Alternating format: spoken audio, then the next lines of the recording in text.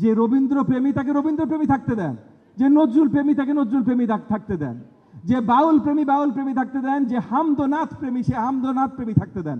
প্রত্যেকটা প্র্যাকটিস যেন অব্যাহত থাকে, কোনোটাই যেন থেমে যাওয়ার বা থামিয়ে দেওয়ার কোনো প্রচেষ্টা সফল না হতে পারে, এটা অত্যন্ত গুরুত্বপূর্ণ।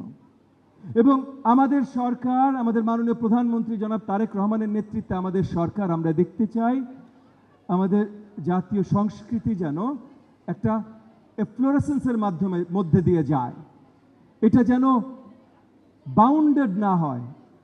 তো তার জন্য আমরা যেমন নতুন করে কম্পিটিশন আবার উজ্জীবিত করছি, তরুণদের, শিশু কিশোরদের আবার যেমন কালচারাল প্র্যাকটিসেসের ভিতরে নিয়ে আসছি, তেমন শিক্ষায় কারিকুলামেও আমরা কালচার এমবেড করছি।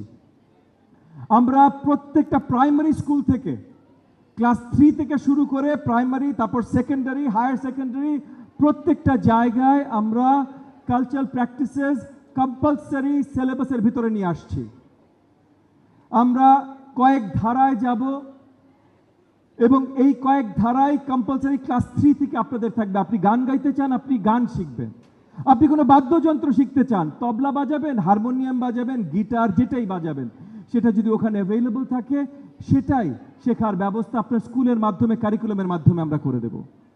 আপনি নাটক, গল্প বলা, কবিতা আবৃত্তি এই দিকে যেতে চান, সেটার আপনাদের স্কুলিং মানে স্কুলের থেকে, প্রাইমারি স্কুল থেকে সেটার ব্যবস্থা সরকারের প্রচেষ্টা আছে আপনাদের জন্য তৈরি করা।